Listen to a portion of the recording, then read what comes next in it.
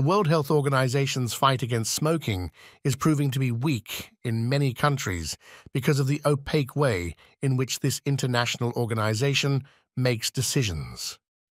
There are countries such as India or Panama that have applied without any kind of analysis, without any impact study, the measures decided by one of the WHO bodies, called the FCTC, or Framework Convention on Tobacco Control.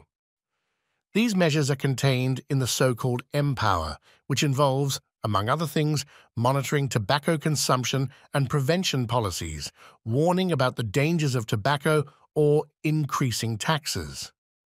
Panama, for example, has chosen the direction of applying the FCTC's M-Power recommendations to the letter. Thus, no alternative products to traditional smoking can be marketed in this country. But experts say the results of this policy are an illusion. The government claims that only 7% of the population smokes, but this statistic does not take into account the black market for tobacco heating products, or e-cigs.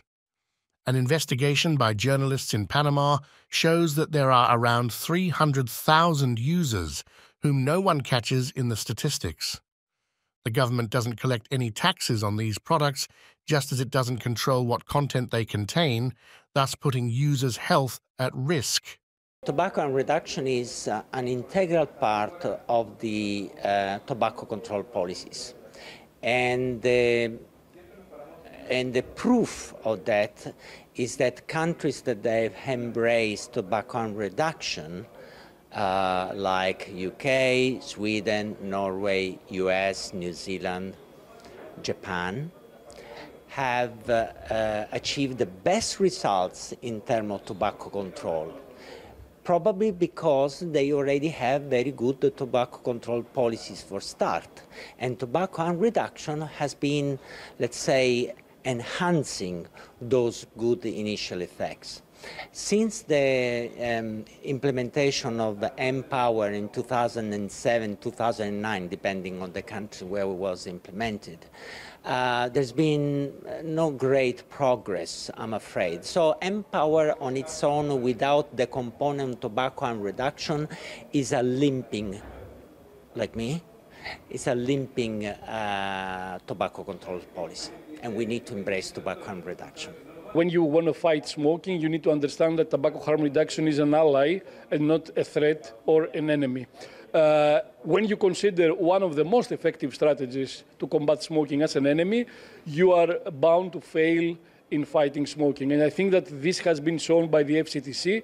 The fact that today we still have 1.2 billion smokers in the world, and that large countries, huge countries like India, like Brazil, are deprived from engaging into a harm reduction strategy, and they deprive smokers from their right to less harmful alternatives, is a serious political matter. It has nothing to do with science, because science is pretty clear, and it creates a lot of ethical questions of why you don't give smokers what they need and what they deserve. On the other hand, countries that have decided to introduce the M-Power measures but tailor them to their specific circumstances have had a higher success rate.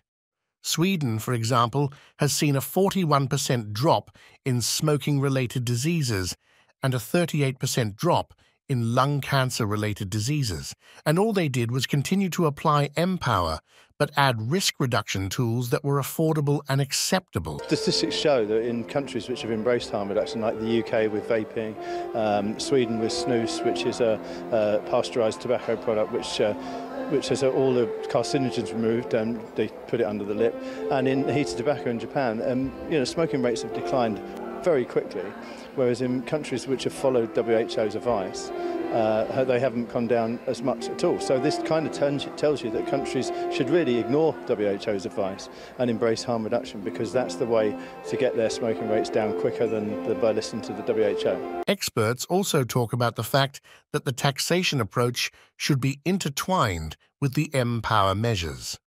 For example, taxation of tobacco products should be proportionate to risk. This means that if a product such as heated tobacco or e-cigs is 90% less risky than burning tobacco, The level of taxation should take this into account.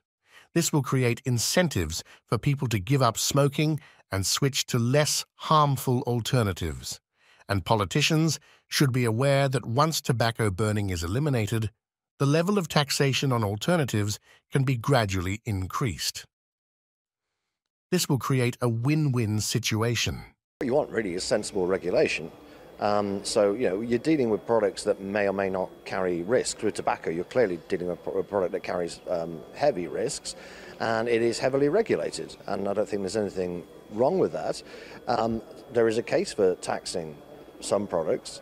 From my point of view, in a way, it's quite good that they tax some products because it means they're less likely to get banned. Once the government's dependent on revenue, at least you can be sure that they're going to be still on the market. But if you want to suppress the black market, you don't want the tax to be too high. You want, in the case of e-cigarettes, you certainly don't want prohibition because that's essentially a pro-smoking policy, and you don't want to regulate them too heavily. There's been a number of studies published now looking at things like advertising bans, flavor bans, taxes on e-cigarettes, and in each and every case, you over-regulate the safer products, you increase sales of the more dangerous products. Empower may work in developed countries, but it has proved disastrous in low and middle-income countries. The problem is that 80% of smokers worldwide live in low and middle-income countries. Yeah, there are a lot of examples of countries that ban vaping. For example, in Latin America, where we are, countries like Mexico, Brazil, Argentina, Panama, in fact, they have prohibitions on alternative nicotine products, and clearly has been a complete failure. The studies talk that about 5 out of 10 users go to the black market to get their products, or they just go back to smoking. And we have seen how organized crime and illegal trade of these products has skyrocketed. And the problem is that when these products are on the black market, minors have easier access to them. These products are not paying taxes, so they are also not contributing to the states. Estoy completamente convencido, mi formación es de médico, es creer en el individuo. Cada uno tenemos el derecho, y es un derecho humano, al tomar la decisión de qué queremos hacer. Las prohibiciones históricamente nunca han funcionado. Eso ha generado hasta guerras en la historia de la humanidad. Prohíbale algo al ser humano y va a buscar la forma. Y todavía nosotros los latinos somos un ejemplo perfecto para decir que prohíbanos algo para que vean cómo nos escapamos.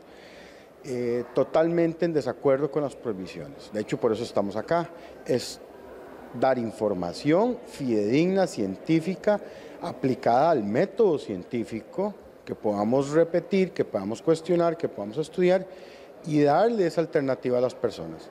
The hundreds of millions of people around the world who smoke should be informed and encouraged to quit. This is the best solution. However, the reality is that despite efforts to encourage cessation, there are still people who continue to smoke.